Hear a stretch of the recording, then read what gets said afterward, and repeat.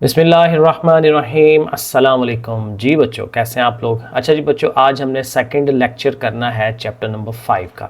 Chapter number 5 में हमने अभी तक जो पहला लेक्चर किया था उसमें वर्क को पढ़ा था, वर्क को डिफ़ाइन किया था, काम क्या होता है, आम रूटीन में काम किसे कहते हैं, और फिज़िक्स में और साइंस में काम या वर्क जो है वो क्या चीज़ होती है, वो हमने पिछले लेक्चर के अंदर किया था।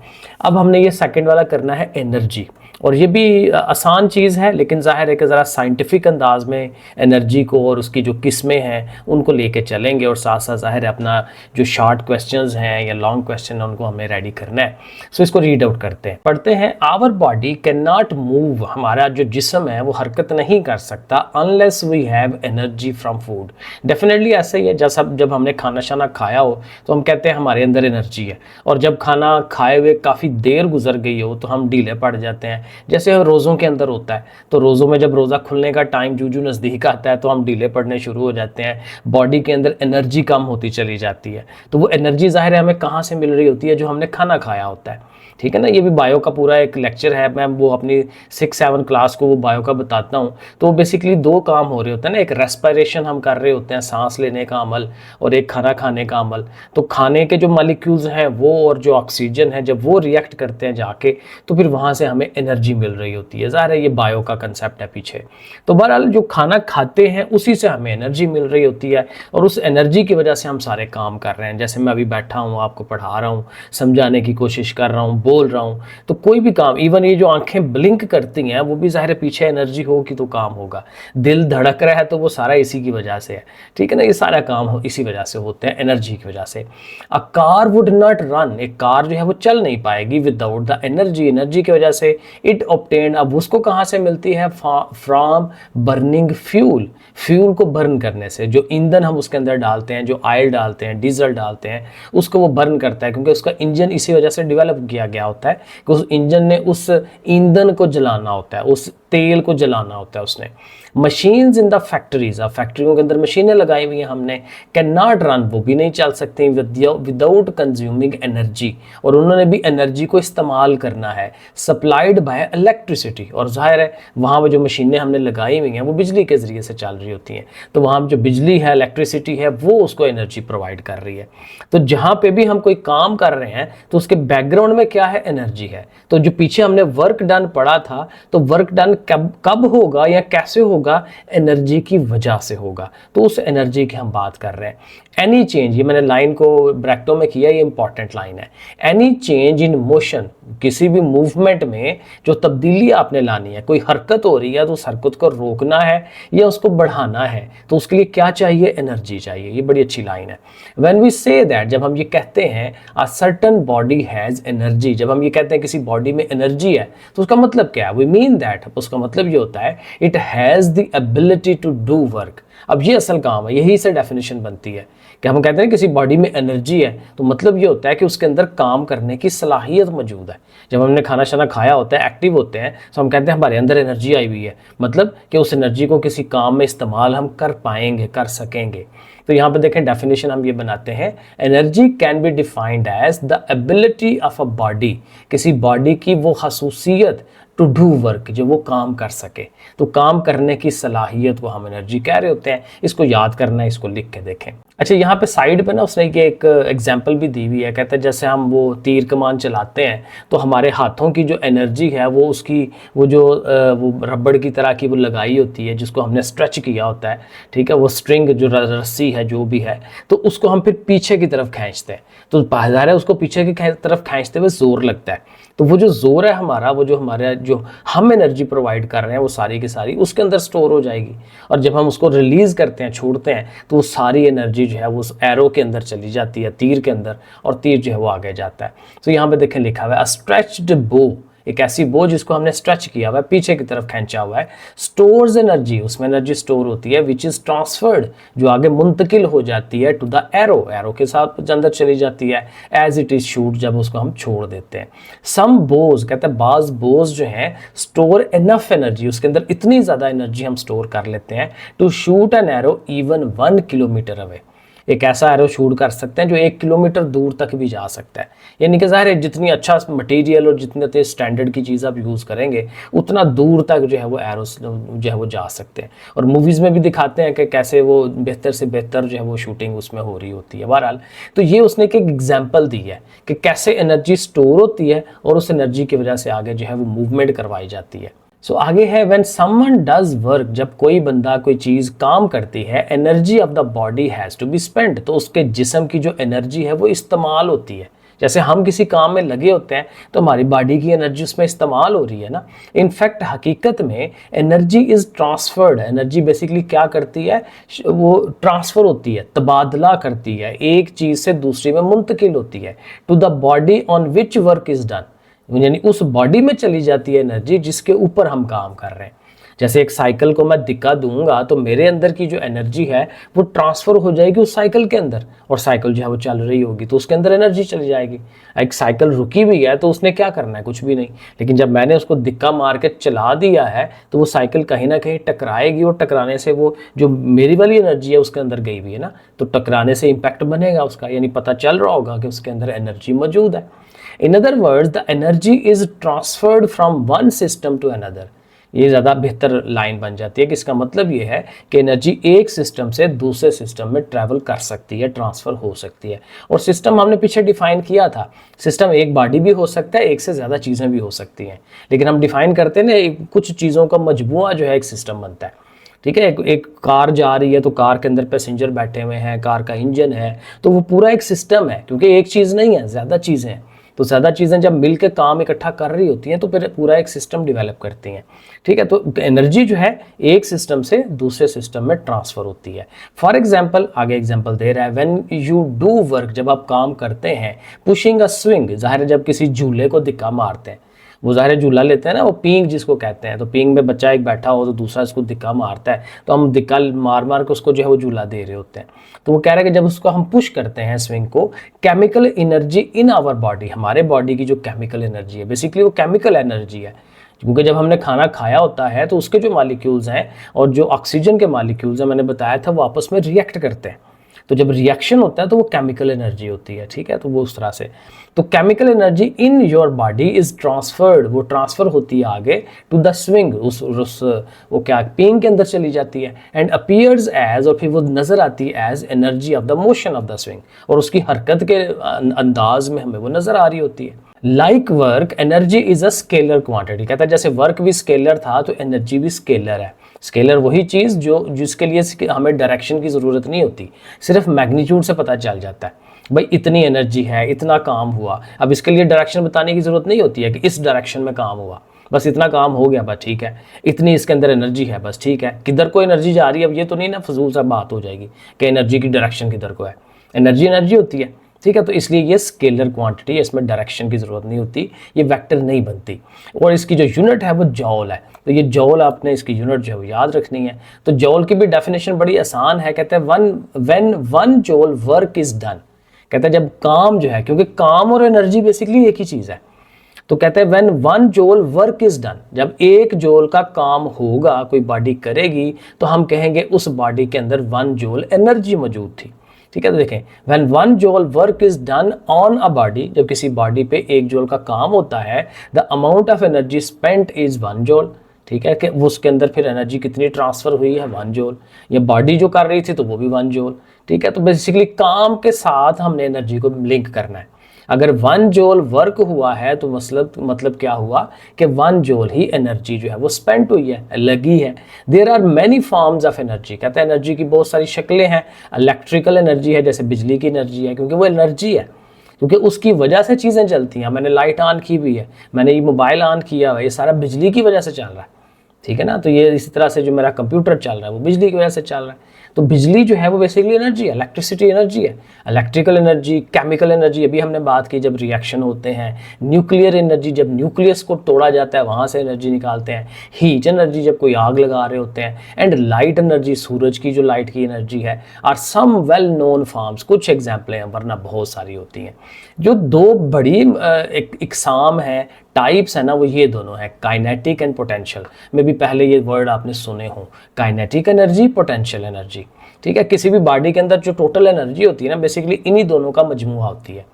तो देखें, the combination of these two types of energies, कहते हैं दोनों, इन दोनों एनर्जीज को अगर हम कंबाइन कर लेते हैं इज कॉल्ड मैकेनिकल एनर्जी। तो इसका नाम हम एक रख देते हैं मैकेनिकल एनर्जी। तो ये मैकेनिकल एनर्जी की डेफिनेशन आ जाएगी। तो ये जो डेफिनेशन आ रही है ये ज़रूर याद करें, ये वाली है, ये वाली है, जो जो ये रेक्टेंगल्स के अंदर बने हुए ना कलर्स बने हुए, ये तकरीबन येलो कलर का जो है, ये ज़रूर आपने याद करनी है, ये नहीं छोड़नी है आपने, ठीक है। ये पक्की डेफिनेशन है जो है पेपर के लिए इंपॉर्टेंट होती है। अब काइनेटिक एनर्जी की डेफिनेशन। अब काइनेटिक एनर्जी बेसिकली मूवमेंट की वजह से होती है। कोई भी बॉडी जो मूव कर रहा है उसके अंदर काइनेटिक एनर्जी मौजूद है, उसी को हम काइनेटिक एनर्जी कह रहे हैं। The kinetic energy of a body is the energy, ये कौन सी एनर्जी है, दैट अ बॉडी पोजेसेस, जो किसी बॉडी में होती है, मौजूद होती है, by virtue of it's motion, उसकी मोशन की वजह से। विर्च्यू यहाँ पे वजह हम कह सकते हैं, विर्च्यू वैसे तो नेकी होती है लेकिन यहाँ नहीं, क्योंकि सारे डिफरेंट जगह पे डिफरेंट मीनिंग्स होते हैं इन लफ्ज़ों के, ठीक है। By virtue of it's motion, तो सिंपल बात क्या है, कोई भी चीज़ जब मूव करेगी उसकी जो एनर्जी है उसको हम काइनेटिक एनर्जी का नाम देंगे। तो ये डेफिनेशन भी आपने याद कर लेनी है। To find out how much kinetic energy a moving body possesses, यानी कहते हैं ये देखना हो कि कोई बॉडी जो मूव कर रहा है अब उसके अंदर कितनी काइनेटिक एनर्जी है वो पता चलाना हो, तो हम क्या करेंगे, N opposite force can be applied. ये अजीब सी बात हो जाएगी, जैसे आपका एक बस जा रही है तो आप कहेंगे इसके अंदर कितनी काइनेटिक एनर्जी है, तो मैं इसके सामने खड़ा हो जाता हूँ, ठीक है, उसको रोकता हूँ, तो रोकने से अंदाज़ा हो जाएगा, तो खुद ही कुचले जाना है। तो हम इसकी वैसे छोटी एग्जांपल कर सकते हैं कि छोटी खिलौना गाड़ी आ रही है या एक साइकिल आ रही है, तो उसको अगर आप रोकें, ठीक है, उसके अपोजिट फोर्स लगाएं तो उससे पता चल जाएगा, अगर आपने रोक लिया उसको तो जितनी फोर्स लगा के आपने उसको रोका है उतनी ही उसके अंदर काइनेटिक एनर्जी थी, ठीक है। तो कोई भी चीज़ जो मूव कर रही है उसके अपोजिट फोर्स लगाएं, उसको रोकें, मूवमेंट को ख़त्म करवाएं, तो पता चल जाएगा कितनी फोर्स आपने लगाई थी उतनी ही उसके अंदर काइनेटिक एनर्जी मौजूद है, ठीक है। An opposite force can be applied on the body to stop its motion, then the work done, यानी जितना हमें काम करना पड़ा है बाय द फोर्स, जाहिर है फोर्स ही वर्क डन करती है, will be equal to the kinetic energy, उसके बराबर होगा, ठीक है। तो ये फिर एक रिलेशनशिप भी बन जाता है कि काइनेटिक एनर्जी किसके बराबर होती है, वर्क डन के ऊपर होती है, कि वो उस मूवमेंट की वजह से काम कितना हुआ। Suppose a body of mass m is moving with a velocity v, अब हम उसको डिफाइन करने लगे हैं प्रॉपर, उसका एक फार्मूला बनाने लगे हैं काइनेटिक एनर्जी का। तो यहाँ से आपने इसको ज़रूर याद करना है, क्योंकि फिर ये 4 नंबर का सवाल भी आता है, ये 2 नंबर का तो डेफिनेशन आ गया ना कि काइनेटिक एनर्जी है क्या, लेकिन अगर 4 नंबर का आता है तो काइनेटिक एनर्जी के साथ उसका फार्मूला ये जो डेवलप हुआ हुआ है नीचे, ये भी हमें करना होता है, तो ये भी आपने तैयार करना है as a long. Suppose a body of mass m is moving with velocity v, एक मास m की चीज़ है, v वेलोसिटी से जा रही है, ज़ाहिर है वेलोसिटी है तो काइनेटिक एनर्जी है। And opposing force f acting on the body, उसके ऊपर अपोजिट फोर्स हमने लगाई रोकने के लिए थ्रू अ डिस्टेंस s, और ज़ाहिर है एकदम से तो नहीं रुकना, रुकते रुकते कुछ उसने फासला तय कर लिया और उसको रेस्ट पे ले आई, रोक लिया, ठीक है। देन क्या होगा, अब देखें वर्क डन, ज़ाहिर है कैसे हम डिफाइन करते हैं, अभी हमने पिछले लेक्चर में किया था कि वर्क डन होता है कि कितनी आपने फोर्स लगाई और फोर्स लगा के कितना उसने डिस्टेंस ट्रैवल किया, तो ज़ाहिर है कि F इंटू एस, तो work done is equal to F into S, ये पहली इक्वेशन, ये पहले की चीज़ बन गई। अब हमें पता है कि F is equal to m में होता है, Newton's second law of motion हमने पढ़ा था चैप्टर नंबर 2 में या 3 में, F is equal to m में, ठीक है, F is equal to m के बराबर होता है। सो बेसिक फार्मूला हमारा वर्क डन का जो है F इंटू एस, तो इसमें F का तो हमें पता चल गया कि F किसके बराबर है, ma के, तो F की जगह पे हम ma लिख देंगे। अब S जो है डिस्टेंस, वो कैसे कैलकुलेट करना है, डिस्टेंस का भी वहाँ फार्मूला था कि आप अगर यूनिफॉर्म वेलोसिटी से जा रहे हैं तो वेलोसिटी को अगर आप टाइम से मल्टीप्लाई करते हैं तो डिस्टेंस आ जाता है, ठीक है ना। अगर आप फॉर एग्जाम्पल 20 की स्पीड से जा रहे हैं, अब उसका मतलब क्या है, 20 मीटर पर सेकंड की स्पीड से जा रहे हैं, और अब आप 10 सेकंड तक जाते हैं। अब पर सेकंड वेलोसिटी बताती है पर सेकंड कितनी स्पीड है आपकी, 1 सेकंड में 20 मीटर है, तो 10 सेकंड्स में कितना होगा, 20 और 10 को ज़रब दे दें, 200 मीटर पता चल जाएगा। तो सिंपल फार्मूला ये है कि अगर आपने डिस्टेंस निकालना है, एवरेज वेलोसिटी को टाइम को मल्टीप्लाई करवा दें। तो यहाँ पे हम यही फार्मूला बना रहे हैं कि S is equal to V average into time, ठीक है, एवरेज वेलोसिटी। अब एवरेज क्या होती है, तमाम वेलोसिटीज़ को प्लस करें उतने पे डिवाइड करें। तो नॉर्मली जब हम ये काम कर रहे होते हैं तो इसमें एक VF होती है, एक VI होती है, इनिशियल वेलोसिटी, फाइनल वेलोसिटी, ठीक है। तो यहाँ पे चूंकि फाइनल वेलोसिटी 0 हो गई है, हमने उसको रोका है, और इनिशियल वेलोसिटी क्या थी, V, ठीक है। तो V प्लस 0, क्योंकि एक 0 वेलोसिटी है, एक V है, बात समझ आ रही है ना। इनिशियल वेलोसिटी v है जिससे वो जा रही है और फाइनल वेलोसिटी 0 है, तो v और 0 दोनों को प्लस करें, 2 पे डिवाइड करें, वो एवरेज आएगा। तो यहाँ देखें ये जो उसने बनाया हुआ है v प्लस 0/2, ये हमारी एवरेज वेलोसिटी होगी। टाइम की जगह t हमने वो लिख देना है, ठीक है। अब ये 0 तो गया, v/2 इंटू टी, तो ये देखें v/2 इंटू टी, ये हमारा क्या बना है, ये हमारा s है। अब देखें ज़रा गौर से देख लें क्योंकि अब यहाँ मैं लिख नहीं सकता।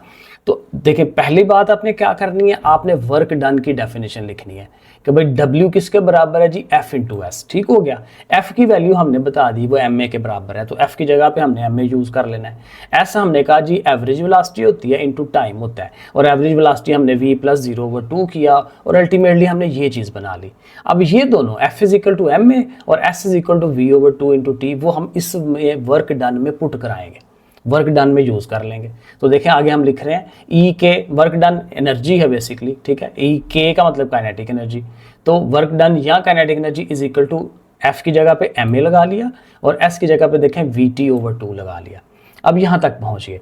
अब यहाँ पर देखें ये ओवर वाला 2 शुरू में कर लें आप, ठीक है, 1/2 और एम ए वी टी देखें हमने आगे लिख लिया। अब यहाँ पे देखें हमें क्या करना है, ये जो एक्सेलरेशन है ना, ये साइड पे उसने वेलोसिटी और टाइम का ग्राफ बनाया हुआ है। इसमें देखें क्या होता है कि टाइम जो है वो एक्स एक्सिस पे है, ये हमने अगेन सेकंड थर्ड चैप्टर में किया था, और वाई एक्सिस पे वेलोसिटी है। तो वेलोसिटी जब चेंज होती है विद रिस्पेक्ट टू टाइम तो क्या होता है, वो एक्सेलरेशन होता है। तो एक्सेलरेशन बराबर होगा v/t। तो यहाँ पे ये जो a है ना, ये a, इसकी जगह पे v/t यूज़ करेंगे। सो देखें ये इसके बाद अब ये वाला स्टेप आ रहा है, बाकी सारा छोड़ दें, कहाँ यहाँ पहुँच जाए। ये जब न्यूमेरिकल्स में करवाऊंगा ना, वहाँ पे भी थोड़ा ना एक दफ़ा डेरिवेशन में आपको बना दूंगा, स्टेप्स बना दूंगा ज़्यादा बेहतर अंदाज में। यहाँ ज़रा मिक्स हुए मैं, ठीक है, वहाँ पे ज़रा मैं आपको ना स्टेप बाय स्टेप बना के दे दूंगा जब इस चैप्टर के एग्जाम्पल्स और साथ न्यूमेरिकल्स करवाऊंगा, उसमें इंशाल्लाह साथ आपको बता दूंगा। तो वहाँ से देख लीजिएगा, अभी वैसे समझ लेंगे हो क्या रहा है, ठीक है। तो एक्सेलरेशन की वैल्यू हम लगा लेंगे। तो एक्सेलरेशन की देखें अब वैल्यू यहाँ पे लगाई है v/t, a की जगह पे। अब इसके लगने से क्या होगा, ये t और t कट जाएगा और v देखें 2 दफ़ा आ रहा है, तो v का स्क्वायर हो जाएगा 1/2 mv²। तो अल्टीमेटली ये इसका फार्मूला है काइनेटिक एनर्जी का। तो काइनेटिक एनर्जी कैसे पता चलेगी, किसी बॉडी का मास पता हो जाए, उसकी वेलोसिटी पता हो जाए कि उसका मास कितना है, वेलोसिटी कितनी है, दोनों को ज़रब दें, वेलोसिटी का पहले स्क्वायर लेना पड़ेगा और उसको फिर 2 पे डिवाइड कर लें, तो फार्मूले के लिहाज से हम काइनेटिक एनर्जी बना सकते हैं, फाइंड कर सकते हैं। और इसका छोटा सा उसने सवाल भी दिया हुआ है, क्योंकि सवाल बहुत छोटा सा होता है न्यूमेरिकल। कहता है एक ट्रक है जिसका मास जो है वो 3000 kg है। तो मास पता चल गया, आपने लिख देना m is equal to 3000 kg, is moving on a road with uniform velocity of this one. इस वेलोसिटी से वो जा रहा है 54 km/h, तो आपने v भी लिख देनी है। लेकिन फिर अगेन वही बात है, जब भी वेलोसिटी km/h में आए हमें उसको कन्वर्ट करना पड़ता है मीटर/सेकंड में, वो उसकी बेसिक यूनिट है। अगेन ये सारी एग्जांपल्स मैंने आपको करानी है पेज के ऊपर लिख के, तो इंशाल्लाह बेफिक्र रहे, वहाँ पे समझ आ जाएगी। तो 54 जो है कन्वर्ट होगा मीटर/सेकंड में, तो 15 आ जाएगा। ये अगर आप नहीं क्लियर हो रहा तो सिंपल आपने क्या करना है, 54 को 1000 से ज़रब देनी है, 1000 से, और 3600 से डिवाइड करना है, तो ये 15 आएगा, ठीक है। किलोमीटर का k का 1000 और r का 3600, ये मैंने पीछे भी एक्सप्लेन करवाया हुआ है, लेकिन अगेन मैं करवाऊंगा आपको। तो वो वेलोसिटी आ जाएगी 15। अब एनर्जी बस चाहिए, तो v भी है m भी है, तो आपने फार्मूला लिखना है ये वाला 1/2 mv²। m की जगह 3000 लगा लिया, v की जगह 15 लगा लिया। ये यूनिट्स वगैरह मत लिखा करें, सास फजूल काम है। एंड पे जब आंसर हो तो बस जो आप चीज़ फाइंड कर रहे हैं उसकी यूनिट लिख दें, ठीक है। तो 15 का स्क्वायर लें पहले, उसको 3000 से ज़रब दें, जो आंसर आए उसको 2 पे डिवाइड कर दें, तो ये 337.5 किलो जूल, क्योंकि इसमें 1000 नंबर ज़्यादा होगा। तो बहरहाल अभी मैं इसको तफसीलन लिख के आपको एक्सप्लेन करूँगा न्यूमेरिकल्स के साथ। तो यहाँ तक हमें काइनेटिक एनर्जी का बेसिक हमने समझ लिया। काइनेटिक एनर्जी मोशन की वजह से होती है। काइनेटिक एनर्जी का फार्मूला 1/2 mv² है, उसमें मास और वेलोसिटी पता हो तो हम उसकी काइनेटिक एनर्जी फाइंड कर सकते हैं। ये जो 1/2 mv² है उसकी पूरी डेरिवेशन है, जो मैं इंशाल्लाह लिख के आपको एक्सप्लेन कर दूंगा। एग्जांपल्स ये भी हमने करनी है। अब आ जाए पोटेंशियल एनर्जी पे। काइनेटिक एनर्जी की दूसरी बहन पोटेंशियल एनर्जी। अब पोटेंशियल एनर्जी बेसिकली किसी बॉडी के अंदर उसकी पोजीशन की वजह से होती है कि वो चीज़ कहाँ पड़ी हुई है, पहले कहाँ थी अब कहाँ पे है। कोई चीज़ नीचे थी तो ऊपर चली गई है, तो उसके अंदर हाइट की वजह से ग्रेविटेशनल पोटेंशियल एनर्जी आ जाती है। एंड सो ऑन, बहुत सारी टाइप्स हैं इसकी। तो पढ़ते हैं इन द प्रीवियस सेक्शन, पिछला जो हमारा पार्ट था हमने पढ़ा, we have seen that the work done on a body, किसी बॉडी पे जब हम काम करते हैं, is used to increase its kinetic energy. ज़ाहिर है काम करने की वजह से काइनेटिक एनर्जी बढ़ सकती है किसी चीज़ की। समटाइम्स, बाज़ औक़ात, the work done on a body, जब हम किसी बॉडी पे काम करते हैं, does not increase its kinetic energy. Work किया लेकिन उससे उसकी काइनेटिक एनर्जी यानी उसकी जो मूवमेंट है वो बड़ी नहीं है, वो उतनी की उतनी है। रादर क्या होगा, इसके अपोजिटली क्या होगा, इट इज स्टोर्ड, कि जो हमने उस पर वर्क डन किया वो उसके अंदर स्टोर हो गया, जहीरा हो गया उसके अंदर। ठीक है, अभी वो ज़ाहिर एग्जांपल आ जाएगी। In the body as potential energy, यानी जब एनर्जी स्टोर हो जाती है तो वो बेसिकली पोटेंशियल एनर्जी ही है। तो यहाँ देखें डेफिनेशन इसकी फिर आ जाएगी जो हमें याद करनी है। Potential energy is defined as the energy that a body possesses, जो किसी बॉडी में होती है, by virtue of its position or deformation, यानी उसकी पोजीशन की वजह से, जैसे मैंने पहले बताया कि वो हाइट पे चली गई है या इधर उधर हो गई है, या उसकी डिफॉर्मेशन, कि उसकी शक्ल हमने चेंज की है। ठीक है, तो शक्ल चेंज करने से भी उसके अंदर एनर्जी स्टोर होती है। जैसे हमने वो ऊपर वाली एग्जांपल पढ़ी थी, ये वाली, ये जो है, यहाँ पे भी देखे ना, एक्चुअल जो बो थी वो यहाँ ऐसे सीधी थी, तो हमने उसको डिफॉर्मेशन किया, उसको खींच के पीछे को किया, तो डिफॉर्मेशन की वजह से भी अब ये इसके अंदर पोटेंशियल एनर्जी है जो स्टोर हुई है, जब हम छोड़ते हैं तो फिर वो जाती है। ठीक है, तो ये रूटीन के अंदर हमारे इर्द गिर्द जो है ना, काइनेटिक और पोटेंशियल ये मुसलसल एक दूसरे में कन्वर्ट होती रहती हैं। कोई बाल हम ऊपर फेंकते हैं, नीचे की तरफ आता है, तो उसमें हमेशा हर लम्हे ये आपस में कन्वर्ट होती रहती हैं। ये भी आगे कोई एग्जांपल आती है ना, तो मैं वहाँ आपको एक्सप्लेन करता हूँ, बड़ा मज़े का काम है इसका भी। तो बहरहाल वहाँ पे आते हैं। तो ये डेफिनेशन आपको समझ आ गई कि पोटेंशियल एनर्जी क्या होगी, जो किसी बॉडी के अंदर मौजूद होती है बिकॉज ऑफ इट्स पोजीशन, उसकी हालत की वजह से कि वो चीज़ कहाँ पे है, या उसकी डिफॉर्मेशन के अगर हम उसकी शक्ल चेंज कर देते हैं, ख़राब कर देते हैं, तो उसकी वजह से भी उसमें पोटेंशियल एनर्जी आ सकती है। अब वही बात कि पोटेंशियल एनर्जी की आगे से बड़ी सारी किस्में हैं। कहते हैं there are many forms of potential energy as mentioned above the energy. अब ये उसकी डिफरेंट टाइप्स की डेफिनेशनें आ रही हैं और ये सारी करनी है याद। The energy possessed by an object by virtue of its position, सिर्फ पोजीशन की वजह से हो, रिलेटिव टू अर्थ, ज़मीन के हिसाब से। कोई चीज़ ज़मीन के ऊपर पड़ी हुई है या छत के ऊपर पड़ी हुई है, 4 मंजिला ऊपर पड़ी हुई है, तो ज़मीन की सतह के हिसाब से हम देख रहे हैं, उसके रिलेटिव देख रहे हैं कि वो कितनी ऊंची है, कितनी इधर उधर है। ठीक है, और ज़ाहिर है जितनी ऊंचाई से ईंट गिरेगी उतना इम्पैक्ट ज़्यादा होगा, मतलब उसके अंदर पोटेंशियल एनर्जी जो है वो ज़्यादा स्टोर हुई हुई थी। ठीक है, तो ये वो आ जाएगी कि इसका नाम क्या होगा, ग्रेविटेशनल पोटेंशियल, क्योंकि इसमें ज़मीन इन्वॉल्व हो रही है, ग्रेविटी इन्वॉल्व हो रही है, उसकी वजह से ये एनर्जी बन रही है। ठीक है, तो इसका नाम ये डेफिनेशन याद करनी है। The energy stored in a compressed और स्ट्रेच स्प्रिंग, यानी कि कोई स्प्रिंग जो है उसको हमने खींचा हुआ है या उसको प्रेस किया हुआ है, तो उसके अंदर जो एनर्जी स्टोर होगी उसको इलास्टिक पोटेंशियल एनर्जी कहते हैं। तो ये इलास्टिक पोटेंशियल एनर्जी की डेफिनेशन आपने याद कर लेनी है। And the potential energy in the chemicals, अब केमिकल मक्खी जो है वो भी पढ़ने आ गई है। ठीक है, तो and the potential energy in the chemicals, ये जो केमिकल्स हमारे इर्द गिर्द तेजाब और ये चीज़ें और ये आपस में जब हम इनका रिएक्शन करवाते हैं, ठीक है, तो बैटरी के अंदर जो केमिकल्स हैं और उनके जो रिएक्शन होते हैं उसमें जो एनर्जी स्टोर हुई है उसको हम केमिकल पोटेंशियल एनर्जी का नाम देते हैं। तो ये वाली भी डेफिनेशन याद करनी है, which is change to electrical energy. ज़ाहिर है बैटरियों के अंदर अगर है तो बैटरियों के अंदर से आगे वो बिजली में कन्वर्ट होना है ना उसने, तो इलेक्ट्रिकल एनर्जी में कन्वर्ट हो जाती है। फिर एक ये थर्मल भी है, थर्मल और इंटरनल, किसी बॉडी के अंदर जो एनर्जी है इज रिलीज्ड बाय बर्निंग। अब वो कहाँ से हमें मिलती है, by burning fossil fuel.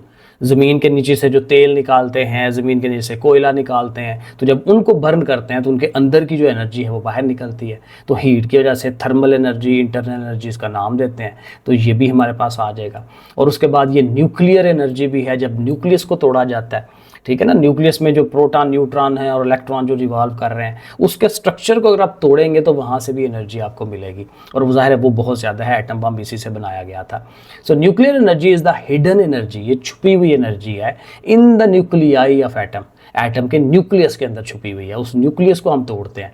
When they are broken, जब वो टूटते हैं, nucleus energy is released, energy बाहर निकलती है in the form of heat, गर्माहट की शक्ल में, ठीक है, आग की शक्ल में, एंड सम अदर रेडिएशंस, और ज़ाहिर है वो जो रेडिएशंस निकलती हैं अल्फा बीटा गामा रेज, ठीक है, this is called nuclear fusion. और ये न्यूक्लियर फ्यूजन की भी डेफिनेशन है।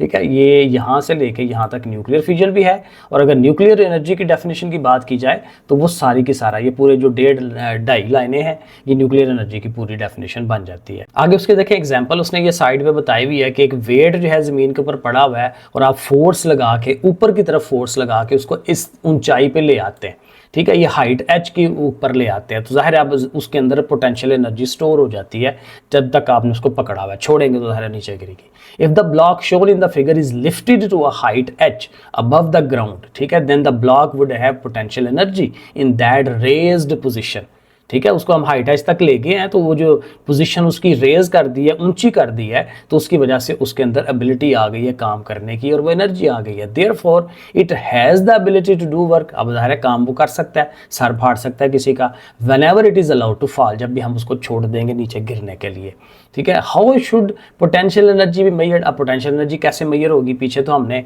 काइनेटिक एनर्जी पढ़ी ना, 1/2 mv² उसका फार्मूला है, तो पोटेंशियल कैसे मेजर होगी। अब पोटेंशियल चूंकि हाइट की वजह से तो उसमें हाइट आएगी, क्योंकि उसके ग्रेविटी इन्वॉल्व हो रही है तो ग्रेविटी आएगी, वेट, क्योंकि कोई भी बॉडी जितना वजन होगा उतनी पावर लगानी पड़ेगी ना, तो बेसिकली वेट और ग्रेविटी ये दोनों मिल जाए तो पोटेंशियल एनर्जी बन जाती है। ये आगे उसने बताया हुआ है। Because work is done on the block, block पे काम करते हैं to put it into the position, नई पोजीशन में लाने के लिए, where it has potential energy, therefore we can say that the work done is stored, work done उसके अंदर स्टोर हो जाता है पोटेंशियल एनर्जी की शक्ल में। तो ईपी भी हमारा वर्क डन हो गया जो उसके अंदर आ रहा है। अब देखें ये पढ़ाऊंगा नहीं, अल्टीमेट वही मैंने बता दिया कि क्या होता है। तो देखें ये फार्मूला इसका, यहाँ पे डेरिवेशन कोई नहीं है क्योंकि ये बड़ा सीधा सीधा है कि आपने वेट और हाइट को जस्ट मल्टीप्लाई कर देना है, क्योंकि जितना वेट होगा उतने काम करके आप उसको ऊपर लेके जाएंगे ना, तो जितना ऊपर लेके जाएंगे वो हाइट आ जाएगी। तो वेट और हाइट मल्टीप्लाई कर दें, और अगर वेट नहीं है आपके पास, मास है, तो फिर जाहिर है वेट किसके बराबर होता है, mg के, तो m और g को मल्टीप्लाई करें, साथ हाइट को मल्टीप्लाई कर लें, तो इस तरह से करके आपके पास ये फार्मूला भी बन जाता है। द मोस्ट ऑब्वियस एग्जाम्पल कहता है, ये जो बेहतरीन एग्जाम्पल है वो कहता है ये वाटरफॉल की है।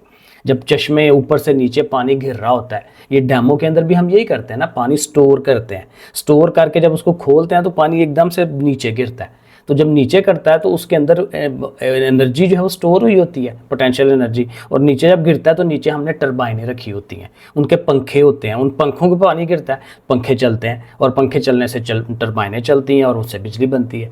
तो ये जो पानी से बिजली बनाई जाती है वो इसी तरह से बनाई जाती है। तो वो जो उनके अंदर पानी के अंदर पोटेंशियल एनर्जी स्टोर हुई होती है उसकी वजह से हम आगे से टरबाइनें चलाते हैं। तो ये उसने सारी एग्जाम्पल ये उसने बताई हुई है यहाँ पे इस जगह के अंदर। ठीक हो गया। आगे ये जो एग्जाम्पल 5.4 है ये भी बड़ी सिंपल सी है कि एक बॉल है जिसका मास है 180 ग्राम। अब ज़ाहिर है बाल छोटा है तो किलोग्राम्स में तो नहीं, ये ग्राम में होगा। तो 180 ग्राम है तो इसको 1000 से डिवाइड करें तो 0.18 kg, क्योंकि मास की जो बेसिक यूनिट है वो kg है। जब भी इसका न्यूमेरिकल करते हैं kg में होना चाहिए इसको। हाइट उसने बताई हुई है कि उस बाल को हम 12 मीटर की हाइट तक ले गए हैं, तो इससे जो एनर्जी इसकी बनेगी वो कैलकुलेट करें। g की वैल्यू का हमें पता है 10 होती है, ये हमारा फार्मूला है EP = mgh। तो mgh तीनों की जस्ट आपने वैल्यूज़ लगानी है, यूनिट्स छोड़ देने हैं और आपने इनको जस्ट मल्टीप्लाई तीनों को करना है तो 21.6 आ जाएगा। और चूंकि ये एनर्जी है तो आपने साथ उसके जॉल्स लिख देना है। तो ऐसे करके बड़े इजीली हो जाएगा। अभी भी अगेन समझ नहीं आ रही, मैं लिख के करवाऊंगा इंशाल्लाह आपको एग्जांपल्स। और ये साइड पे उसने एक छोटी सी इन्फॉर्मेशन दी हुई है, ये लास्ट हमारा टॉपिक, क्योंकि आज का काफ़ी हो गया है, 30 मिनट्स का लेक्चर हो गया है। नेक्स्ट इंशाल्लाह ये हम कंजर्वेशन ऑफ एनर्जी की तरफ हम जाएंगे। ठीक है, तो अब यहाँ पे ये जो थोड़ा सा उसने लिखा हुआ है, according to Einstein theory of relativity matter and energy are interchangeable. जाहिर है ये आइंस्टाइन ने बड़ा एक अच्छा इक्वेशन दी हुई है, E = mc²। एनर्जी और मास ये आपस में इंटर कन्वर्टेबल है, चेंज हो सकते हैं। एनर्जी जो है मास की शक्ल बना सकती है, स्पेशल हालात में बड़ा मुश्किल है इंसानों के लिए बनाना, लेकिन अल्लाह ताला ने बनाया हुआ है। और मास को जब हम कन्वर्ट करते हैं, जैसे एटम बम वगैरह एटम तोड़ते हैं तो उससे एनर्जी बना सकते हैं, तो ये आपस में इंटर कन्वर्टेबल है। तो यही बात उसने यहाँ पे बताई हुई है कि ऐसे स्पेशल हालात के अंदर हम इनको आपस में कन्वर्ट कर सकते हैं। So that's it. नेक्स्ट इंशाल्लाह हमारा लेक्चर होगा कंजर्वेशन ऑफ एनर्जी का, यहाँ से हम स्टार्ट करेंगे। तो ये लेक्चर पढ़ें और इसमें से जो इंपॉर्टेंट चीज़ें हैं इनको ज़रूर याद करें, अपने नोट्स बनाएं। ओके, फिर अल्लाह हाफिज़।